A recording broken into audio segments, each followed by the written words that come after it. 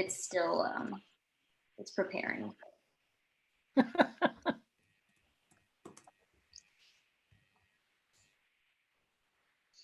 There is a message at the top that says meeting is now streaming live on YouTube. Preparing. Okay, I can see it on YouTube, so we are live.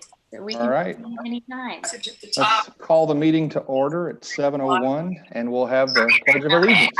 So we are live. So we can All right. see it anytime. Pledge allegiance to the flag of the United States of America and to the republic for which it stands, one nation, under God, indivisible, with liberty and justice for all.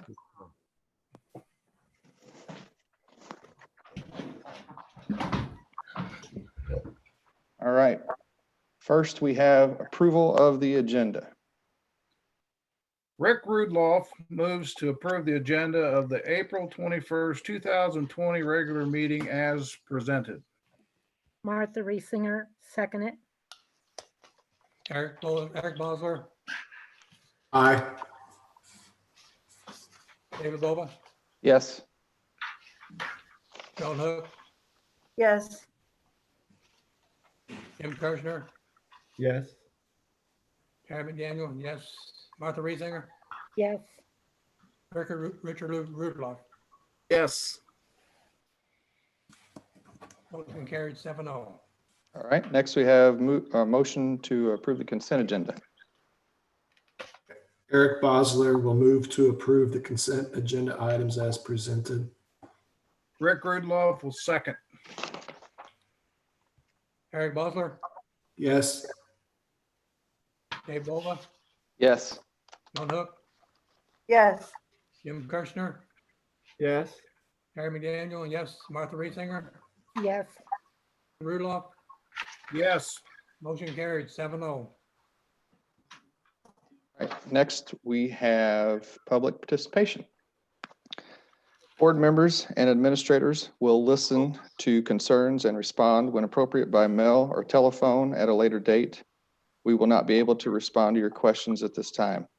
The purpose of this session is for us to listen to you and give you the opportunity to share with us. Per policy BDDH-1, public participation at board meetings, the following guidelines and procedures will be followed. In order to speak during public participation, a public comment form must be filled out and submitted to the board president prior to the beginning of the meeting. The public comment period will not exceed 15 minutes.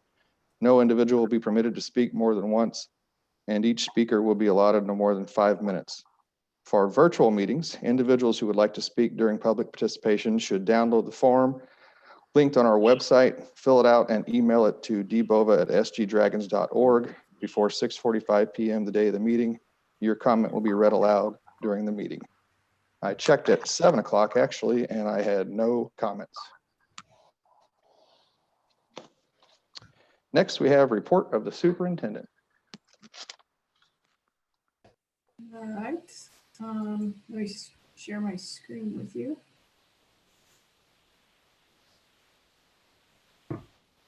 All right. I thought since it's April, some nice flowering plants would be appropriate. In my report for April, you do have notes of appreciation in your board packet. I believe there was 4, and the very last one in your packet, I had another board member ask me today who sent that. It was just a thank you card thanking the board, the administration, our staff for all that they're doing for students right now. That came in anonymously, so I'm not sure who sent it, but it was a very kind gesture from, and was from whoever sent it. It was nice that they took the time to send it. The next item I have on my report is the last day of school. The governor has closed all Missouri public and charter schools for the remainder of the 2019-20 school year. But the guidance that he issued and the requirements set forth by the Department of Elementary and Secondary Education requires all school districts in Missouri to continue to educate students through the last day of school on their school calendar. So For us, the last day that we scheduled for seniors is on Wednesday, May 13th. So seniors will continue to work up until that Wednesday. All other students pre-K through grade 11. With our snow days, our last day of school would be Wednesday, May 27th. So we'll continue to provide remote learning and continue offering support to our teachers and our students through May 27th.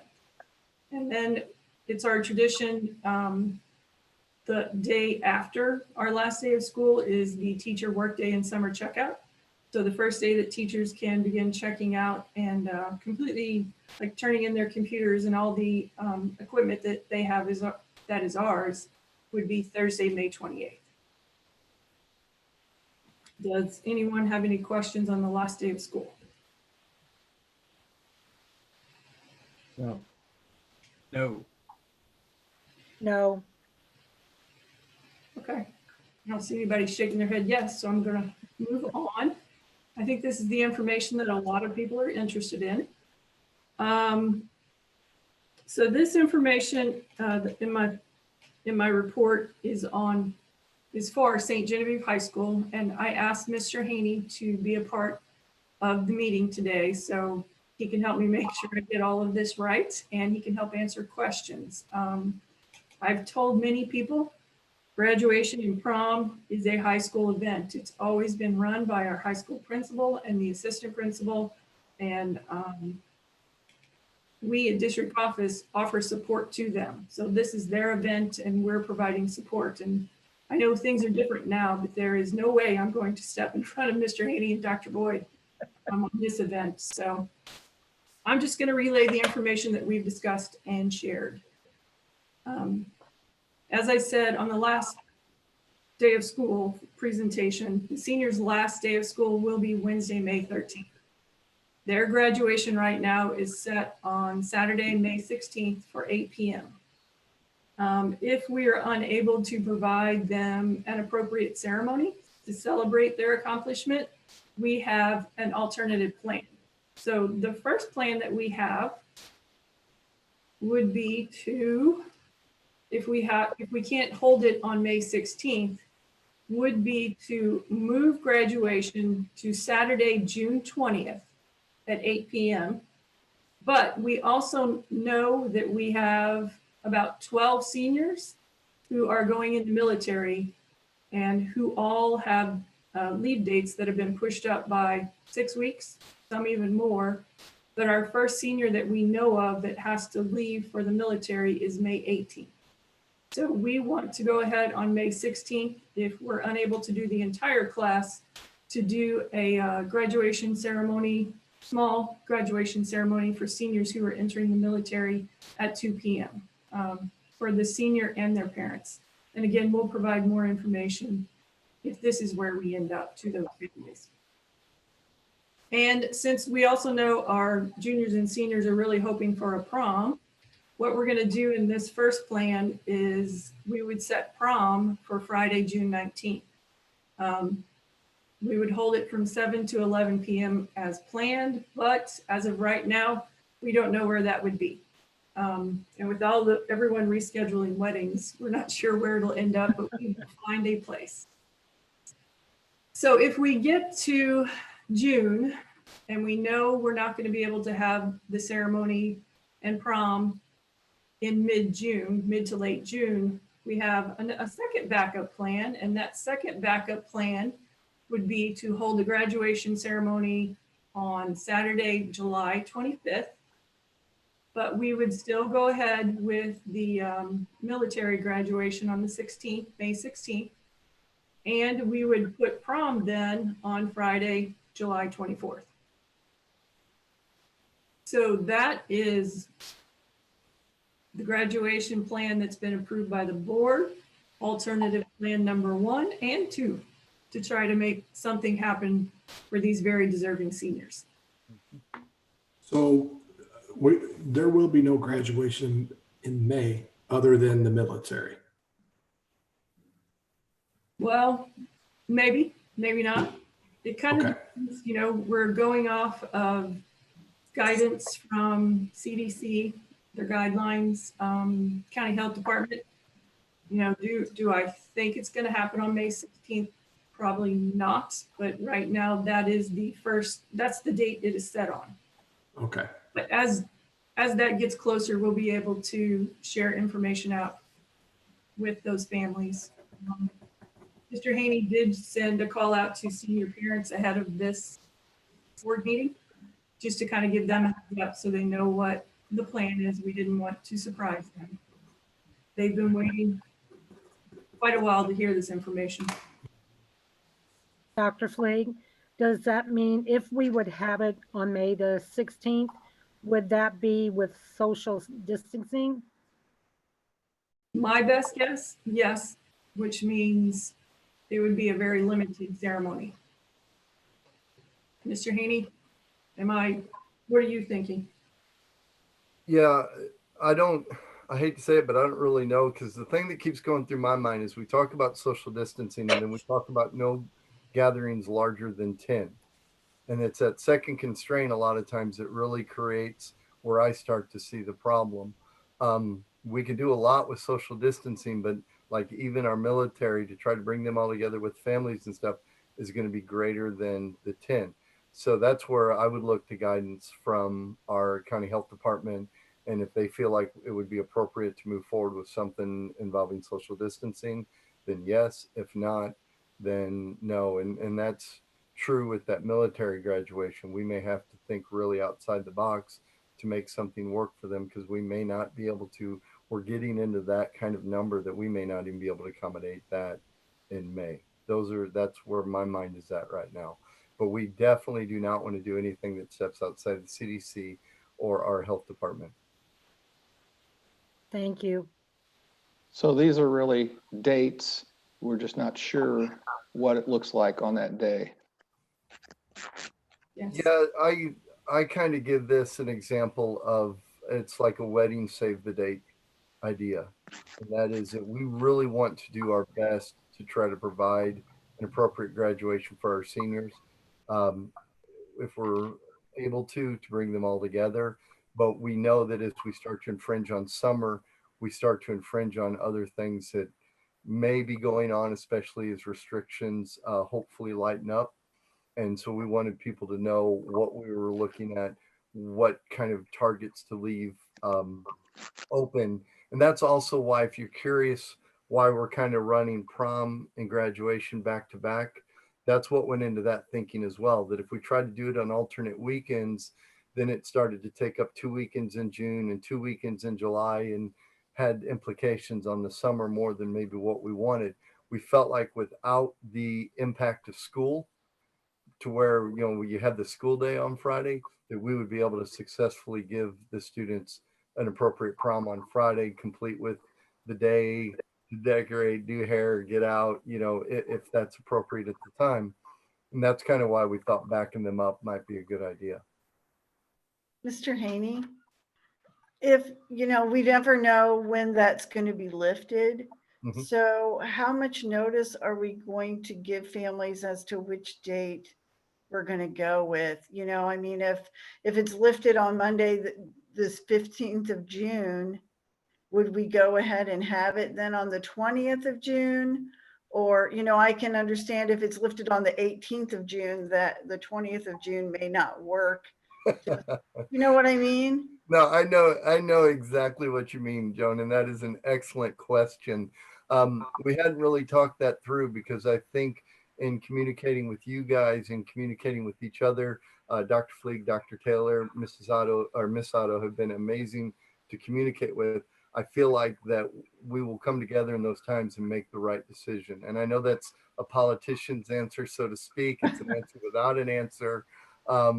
But I feel comfortable with the idea. And that's sort of why I think we're wanting to get these dates out, is so that people have them on their radar. But you're absolutely right. One of the other things that we have to do is we can only be so prepared for the event before it. We still have to do stage setup. We still have to make sure the chairs are set up. We still have to make sure the gym is set up. And that all takes an appropriate amount of time, that there's a window there where when we get inside that, we won't be able to go. So you're absolutely right. Although it can be a later decision, it can't be a game time decision. Right. Okay. So but we don't know exactly what that looks like, a week, 10 days, what exactly that looks like. That's why we're trying to give people the courtesy of this sort of notice to begin to understand and frame it, so to speak. Okay, thank you. So those kids that are in the military, though, we don't know what it'll look like, but they definitely need to set aside 2 p.m. on the 16th. We'll do something, whether it be virtual, in person, whatever. Yes. Yes, those young men and women deserve that from us. And so we will do something there. And then, to be honest with you, without giving away too much, I'd like whatever we do there to then actually be incorporated into our actual graduation at the time as well, so that they have some sort of presence in that event. And again, I thank the community because of our video display board and things like that. If we're able to be in the gym at that time, really make that easier for us to bring that back to light. That's awesome. Thank you. And thank you all, because I know I maybe have been driving you crazy about this subject. So thank you. No.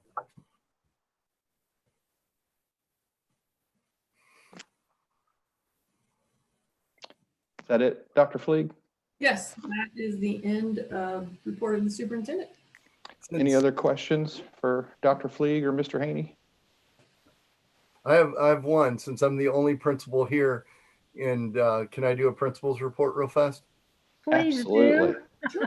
And actually, I promise that although normally these are 5 minutes each at 4 buildings, which would give me 20 minutes, I promise I won't do that. Really, what I want to say is this.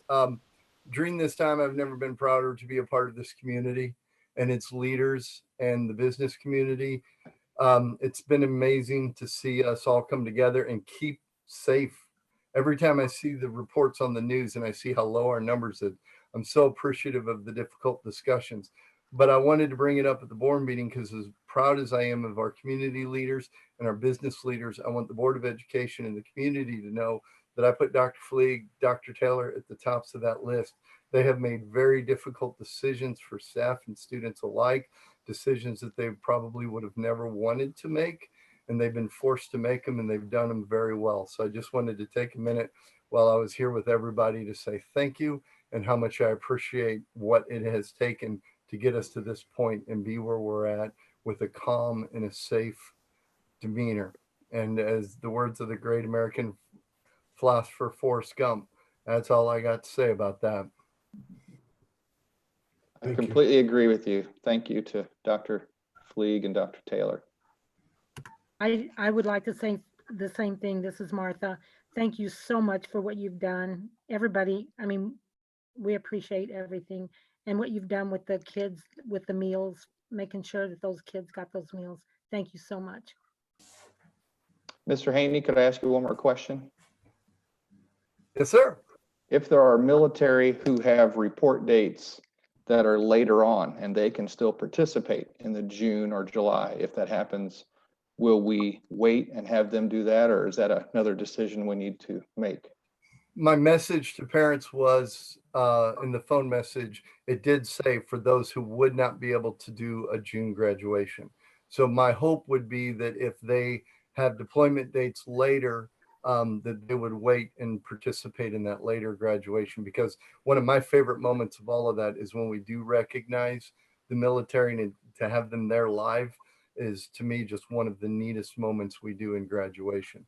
So Absolutely. that was kind of how I framed that. But again, for those military individuals and their families, we will take that on a case-by-case basis and work with them with what works best. Thank you.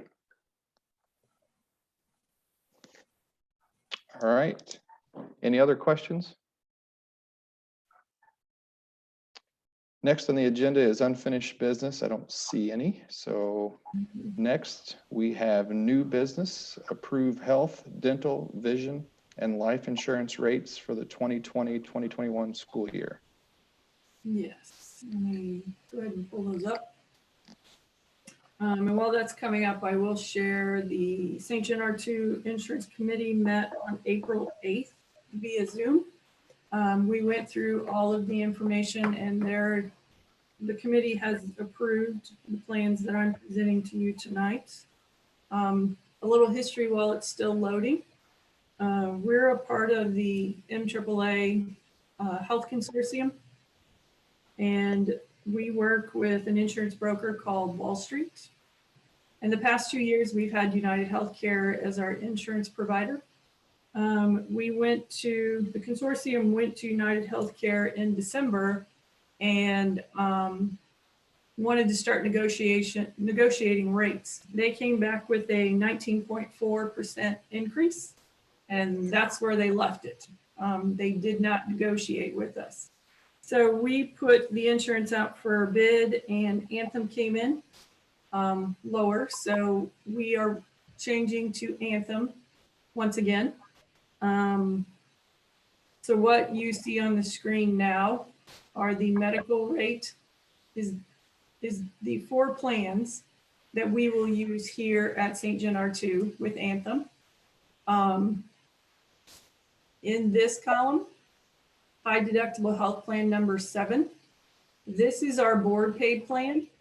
It is a blue preferred plan, and blue preferred basically means that you do not have access to Orange Jewish and St. Francis. Those 2 hospitals have the highest rates in the state. So if you can take them out as an option for people in the plan, it saves a lot of money. Our current United Healthcare plan, they do not have access to Barnes and St. Francis. So this wasn't a big change, or it shouldn't be a big change for our employees. So like I said, Plan 7 here is a high deductible health plan.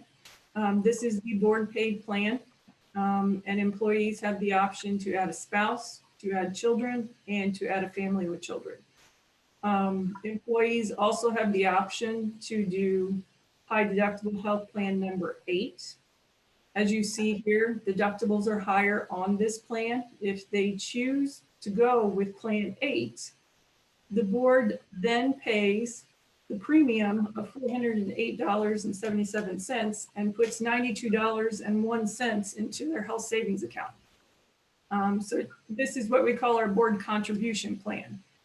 We have quite a few employees who are on these 2 plans. And then we also have always offered 2 buy-up options.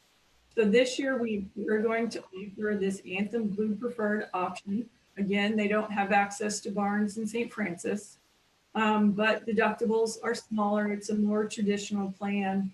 And on this plan and the one next to it, employees have to buy up. They have to pay the difference between what the board pays and what the plan actually costs. So this was plan 3 on all of the ones we had to choose from. We then went as the other buy-up option. It is plan 3. Again, all of the deductibles are the same, but what is different is this is a blue access plan. If you want to use Barnes in St. Francis, you can buy up and use this plan, and you will have access to those doctors and those hospitals. From where we are currently at, to go to plan 7 as our board paid plan next year is a 4% increase, which will cost the district another $84,000. And then I'll switch screens for you. The next plan that we talk about is dental. The district does provide dental insurance for our employees. Employees are able to add spouse, children, and family. The district also, in these columns here, the district also provides vision insurance for employees. And again, they can add an employee plus 1 person or employee plus 2 or more. And the district also provides a basic life and accident and AD&D, accident dismemberment. Accidental death and dismemberment. Thank you very much. We do provide a $30,000 life insurance for all of our employees. And again, they're able to add children, spouses, but it's a buy-up option for them. When the consortium made the decision to go to Anthem, Anthem locked the rates for dental, vision, and life in at the same rate that we were paying United Healthcare. They locked those rates in for 24 months. So there is no increase for dental, vision, and life this year. And there should be no increase next year if we're still with Anthem. So the total cost to provide health insurance for our employees next year will go up just the approximate $84,000 for the health insurance. And I think that's all of the information I was going to share with you. So at this time, if you have any questions, I'll take those. Dr. Fleeg, there was no other people that bid on this other than Anthem. No, it was just Anthem this time. In the past, we have had Signet, Cigna, something like that. Yeah, when we went out like 3 or 4 years ago, we actually provided the bid, but Anthem is the only one that bid this time. This is a 4% increase versus a 19%. 19.4, yes. Do you know, were there major changes in like the deductibles or anything? The major changes on the deductibles are the non-network deductibles. Some of them went pretty high, but the past couple of years, we've been talking to our employees and trying to get them to realize, and it's not just our health consortium, but overall health insurance, you have to be a better consumer of your health insurance in order to keep your costs down. So in order to drive the cost down and get it to that 4% increase and not be a 6 or an 8, the out of network deductibles did go up quite a bit. But our local hospital and Mercy are in network? Yes. Yes, I believe the only one that we weren't sure about was on the dental. I think Dr. Loida was not in, but Tana here in district office and her name's Joe with Wall Street, our insurance broker. We're working with Dr. Loida's office to get him in network because we have a lot to go there. Julie, did a lot of other districts leave the consortium this year? No, nobody left the consortium. We actually have voted Jackson in, but right now Jackson is not as healthy as we were, but they bring 1,300 lives with them. So we're going to phase them in over the next 5 years. So this year they're in the consortium, but they're standalone. Next year, if they're healthy and they will benefit us, they'll actually come fully into the consortium. If they're still not as healthy as the consortium, they'll continue to maintain and be standalone, but still part of the consortium. Okay. So we didn't have anyone leave, but we did bring another school district in that we think will benefit us in a couple of years. Okay.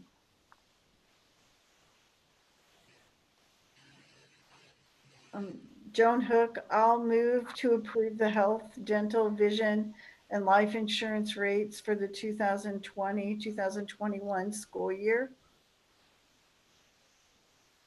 Tim Kirchner, I will second it. Eric Bosler, Yes. Abe Bova, Yes. Joan Hook, Yes. Jim Kirchner, Yes. Harry McDaniel, yes. Martha Reesinger, Yes. Rick Rudolph,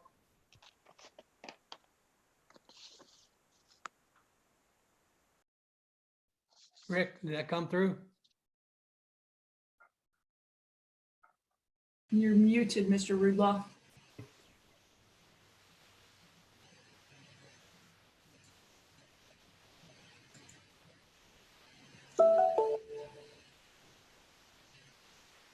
He's still muted? Yes.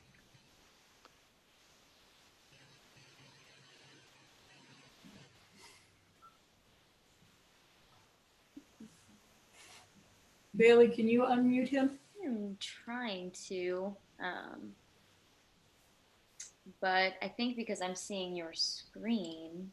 Okay, let me do this then. Here, I'll show you my last. Okay, there we go. Okay, unmute.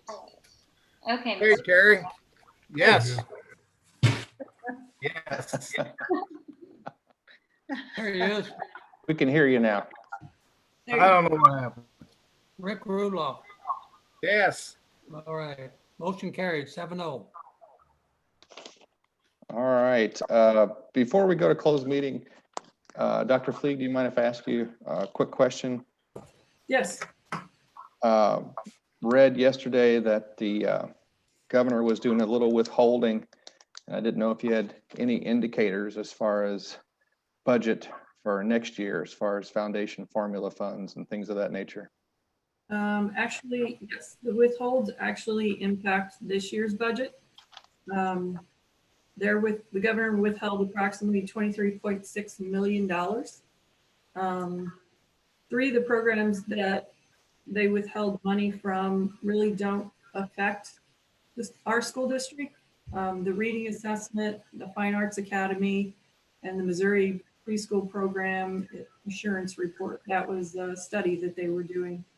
The two categories that do impact us, they withheld 7.1 million from transportation, which is a reduction of about 2.4% in the money that we should receive.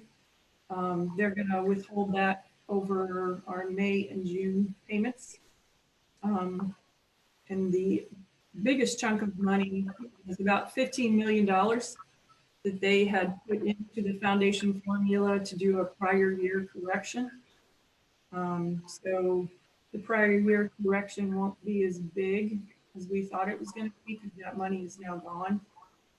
But you know, it is what it is. We were expecting withholds, and we're hoping that this is all that is withheld, but we still have 2 more months to go. All right, thank you. And then do we plan to serve meals till the end of the school year? Yes. Jordan Mueller, our director of food service, we've discussed it. We may make our last day of service on Friday, May 22nd, but we will at least go that far. We're looking at ending it there on that Friday, because we're not only in the kitchen in order to do the sack lunches and to provide the breakfasts in bags and everything. We've expanded out, and we're all over the middle school, high school cafeterias. So we have a much larger area that we've taken up to make all of this happen. So instead of just needing 1 day to clean, we're going to need at least 2, possibly 3. Thank you. And I just want to say thanks to everyone. I know we got to go to a closed meeting now, but thanks to Bailey and everyone for making this Zoom meeting happen. Yes. Next, we have action for a closed meeting. Harry McDaniel. I move that the Board of Education hold a closed meeting with a closed record and a closed vote following the regular open meeting on April 21st, 2020, to be conducted via Zoom video conference for the purpose of discussing and voting upon the following items of business: hiring, firing, disciplining, or promoting particular employees, scholastic probation, expulsion, or graduation of identified individuals, preparation for negotiation with employee groups. I further move that notice of this meeting and its tentative agenda be posted as required by law. Eric Bosler will second. Eric Bosler, Yes. Dave Bova, Yes. Joan Hook, Yes. Harry McDaniel, yes. Martha Reesinger? Martha Reesinger? You're muted. Yes, sorry. Richard Rudolph? Yes. Motion carried 7-0.